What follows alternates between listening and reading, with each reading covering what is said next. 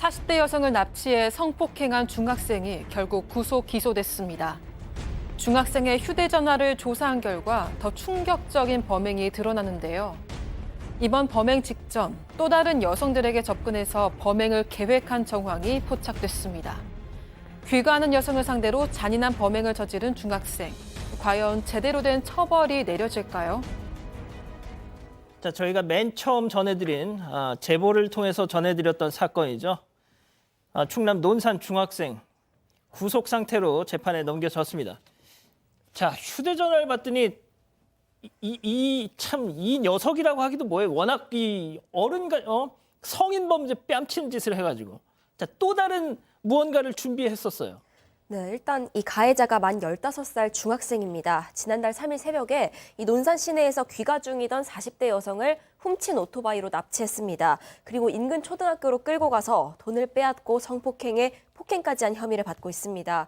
그런데 검찰 수사 과정에서 이 중학생 휴대전화를 포렌식했는데 여기서 이 범행 이전에도 성매매를 가장해서 여성들에게 접근하고 또 이런 방식으로 강도 범행을 치밀하게 계획한 정황이 드러났습니다. 이와 관련해서 중학생은 경찰 조사에서요, 이거 오토바이 구매 자금 마련하려고 범행 저지르려던 것이다, 이렇게 진술을 했습니다. 이 과정에서 40대 이 해당 피해자를 뒤따라가서 범행까지 하게 된 걸로 전해지고 있습니다.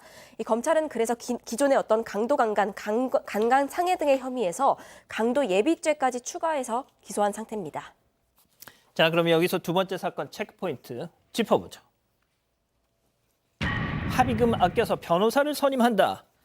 자, 피해자분이 현재 제일 걱정하는 부분은 이 가해자 15살짜리 중학생 과연 제대로 된 처벌이 내려질까입니다.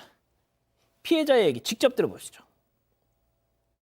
단기간이 있고 장기간이 있는데 단기간은 사람을 죽여도 2, 3년이면 나온대요. 화가 되게 많이 나거든요. 1,000만 원 지원했는데 변호사를 따로 살 수도 있다. 100%살 거라고 생각을 했어요. 그 집이 제가 알기로는 좀 잘 사는 집안이라는 얘기를 들었고요. 학교에 올 때마다 아빠가 외제차에다가 태워서 학교에 데려다주고 그랬대요. 좀 제대로 죽어요. 이거는 그냥 죽이는 것도 아니에요. 걔가 얻는 그걸 받기 때문에 걔는 이거보다 더해요.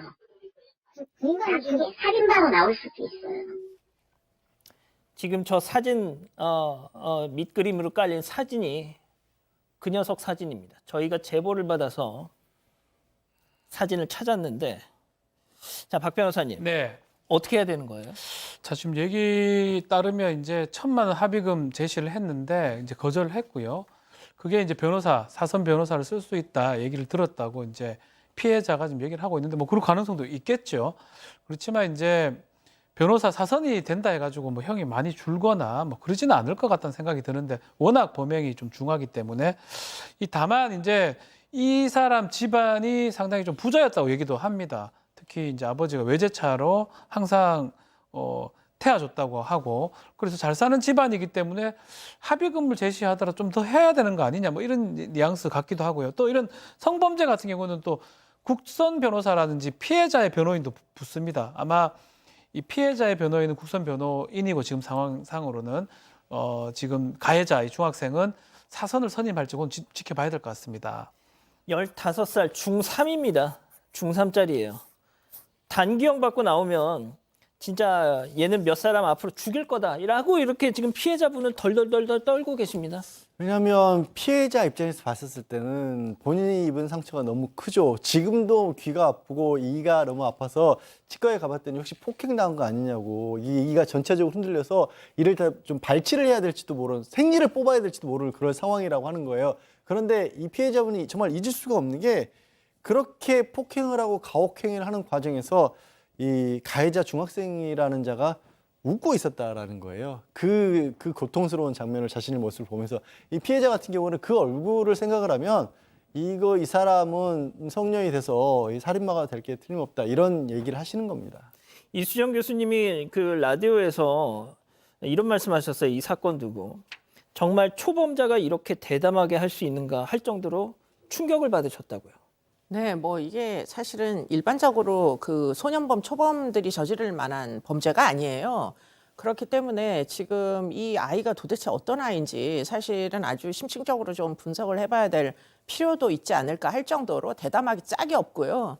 그리고는 뭐 이미 이제 오토바이를 사려고 돈을 여러 사람으로부터 갈취를 할 생각을 했는데 그 피해자들이 대부분 성매매를 빙자하여 온라인으로 아마 접촉을 하려고 시도했던 그런 증거들이 지금 휴대폰에서 포렌식으로 쏟아져 나온 것 같은데 그렇기 때문에 사실은 그 전에도 뭔가 전작이 있을 수가 있는 그래서 범죄력이 이제 진전이 된 그 와중에 간도 크게 이제 지금 여성을 오토바이에다 태우고서는 이제 납치까지 한 이런 이제 범죄인 것 같은데 이 이제 피해자분이 주장하시는 바는 이 언론이나 이제 대중들이 이 사건의 엽기적인 내용, 성적인 이제 침해 부분에 대해서만 너무 집중을 하고 이 이제 그 소년범의 뭐 어떻게 보면 죄질의 심각성 이런 것들은 사실은 언급하지 않는다는 게 문제다 이렇게 지적을 하시고 계시고 이분은 사실은 이제 본인의 피해가 이게 그냥 단순 뭐 강간 정도가 아니라 살인 미수였다. 너무 폭행을 많이 당해가지고 예. 죽을 뻔했다는 거예요.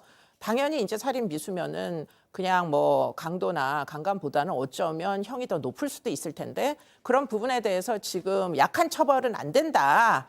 초범이라고 빠져나가게 해서는 안 된다. 이런 주장을 현재 하고 계십니다. 예. 자, 피해자는 또 다른 말씀도 하셨어요. 중학생이 도주한 후에 길거리에서 이 피해자를 도와줬다는 4번의 차들을 놓치고 나서 5번째 운전자의 조력을 받았다고 저희가 전해드렸었잖아요. 그 운전자에 대해서도 얘기를 했습니다. 들어보시죠. 그 사람이 차에 태워주지 않았어요. 문만 살짝 열고 신고만 해준 것 뿐이에요. 그 사람이 내가 댓글 같은 거 들어봤거든요. 가셨어요. 그 사람이 지금 영웅이 되셨는데 대단하다고 칭찬한다고 막 이러시는데 절대 안 태워준 거 아니고 그거 아니에요. 그 신고만 하셨다니까 조금 그러니까 그렇네요. 이게 예. 좀 알려질 때는 아마 저희도 신고하셨다라고 지난번에 처음에 알려드리면서 5번째 분이 이제 구조를 좀 해주신 것처럼 그렇게 말씀을 전해드렸던 걸로 기억이 나는데 그런 상황은 아니었고 다른 운전자는 그냥 지나가는데 그래도 이분은 멈춰서 창문을 내리고 신고는 했다. 하지만 구조된 거는 이 경찰이 마침 순찰을 돌고 있다가 발견해서 구조가 된 건데 지금 이 피해자 입장에서는 상처가 굉장히 많으시니까 예. 제가 뭐 5번째 운전자분 굳이 비난하는 건 아닙니다. 그럼 첫 번째, 4번째 운전자도 마찬가지 상황이니까. 하지만 그분이 영웅처럼 되는 거 그거는 아닌 것 같다라는 거죠. 뭐 신고도 대단한 거죠. 자, 그런데 이 두 자녀의 엄마였습니다. 피해자. 딸들한테 얘기도 못 하고 있다고요, 지금? 네, 지금 딸들은 이 사건 자체는 알고 있지만 이게 자기 어머니 얘기라는 걸 모르는 그런 상황이라고 했습니다. 이 앞서 저희가 처음 전해드리면서 이 피해자 딸이 가해자 중학생의 오토바이를 기지를 발휘해서 찾아내서 이 경찰에 신고할 수 있었다 이렇게 전해드린 바가 있었는데 그 당시에도 피해자는 딸한테 내가 죽다 살아났다, 납치돼서 폭행당했다라는 정도까지만 설명을 했다는 겁니다. 그래서 딸은 이 언론에서 보도된 납치 성폭행 사건과 우리 엄마가 당한 사건은 별개라고 생각하고 있는 상황이고요. 아이고야. 이 피해자는 이렇게 가족뿐만이 아니라 지인에게도 이 사건을 못 알렸습니다. 그래서 주변에서 너희 동네에서 이런 사건이 있다더라, 조심해라 라면서 링크도 보내주고 말도 전해준다고 하는데 그때마다 애써 태어난 척하면서 홀로 아픔을 삼키고 있다고 전했습니다. 자, 이 피해자를 처음 취재했던 게 박 변호사님 이자연 기자였는데요. 제가 듣기로는 이자연 기자한테 이 피해자가 이 중학교 3학년짜리 이 녀석 신상 공개 좀 할 수 없냐고 막 울부짖으셨다는 거예요. 자, 그리고 저희가 처음 이 사건 전해드리면서 이자에 대한 뭔가 정보를 아는 분들 제보를 해주십사 했는데 충남 논산 지역 이 사건 알려지고 나서 완전 발칵 뒤집어졌어요. 이 녀석하고 같은 학교 다니는 친구가 저희한테 제보를 했습니다. 원래 일진무리 중에 하나였고 원래 사고 많이 치는 녀석이었고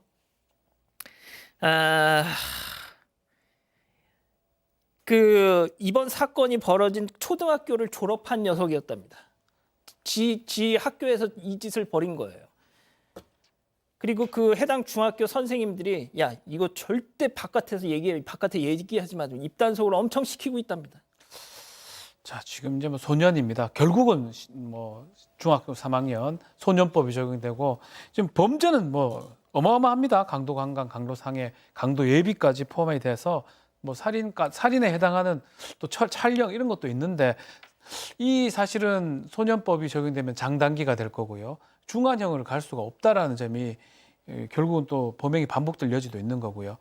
결국은 뭐 미국의 예를 들게 가서 그렇지만 신상을 공개를 해요. 미국은 아예 찍어서 뭐 TV에 틀어버리고 하잖아요. 그게 어쩌면 가장 강력한 처벌 수단 중에 하나가 될 수 있지 않을까. 또 처벌을 하는 이유는 뭐냐면 앞으로 더 못하게 하려고 하는 것도 있는 거거든요. 그런 측면에서는 그래서 이 아마 피해자 입장에서는 신상 공개 부분을 가장 많이 얘기를 하는 것 같습니다. 근데 뭐 신상 공개 뭐 4가지 요건 중에 마지막 요건이 청소년은 제외하는 거 네. 아닙니까? 자, 교수님 일단 시간이 좀 많이 지났는데요. 좀 짧게 뭐 정리 말씀 좀 부탁드릴게요. 일단 뭐 이 친구는 아마 소년 교도소 형사처분이 될 것 같아요. 지금 사건 내용으로 보면 물론 뭐 장기 단기 뭐 소년이기 때문에 그 점을 고려를 한다 손 치더라도 꽤 뭐 5년 가까이 되는 형량은 소년 교도소에서 살 수 있지 않을까 엄벌입니다. 그 소년 치고는. 그런데 문제는 뭐냐면 소년 교도소에만 그냥 잠깐 구금을 시킨다고 이런 아이들이 일단 기본적으로 자질이 아까도 제가 얘기한 대로 문제가 많은 친구 같아서 결국은 뭐 성인기 초기가 돼서 출소를 한다 손 치더라도 별로 인성의 변화가 없을 수도 있어요. 그래서 최근에 법무부에서는 지금 14살에서 16살 사이의 어린 청소년들에 대해 가지고 남부교도소에서 따로 모아다가 원래는 김천교도소에 하나밖에 없는데 남부교도소에 좀 어린 청소년들을 따로 모아다가 선도 중심의 이제 뭐 일종의 징역살이죠. 그걸 하기로 했다는데 지금 이 친구 같은 경우에 교도소 안에서라도 좀 교육을 새로 받아가지고 인성을 좀 개발을 제대로 해가지고 출소를 할 때 출소를 뭐 출소 기간이 오면 출소를 해야 되지 않겠나. 예의 집중해야 되는 그런 사례다 이렇게 보입니다. 얘는 진짜 심각합니다. 뭐 이 교수님도 그러셨고 오윤성 교수님도 그러셨고 진짜 연구할 가치가 있는 범죄자라고 하셨어요. 사건의 진실을 추적하고 싶다는 사반 가족분의 사연인데요. 궁금하시다면 사건반장 유튜브 채널을 구독해주세요.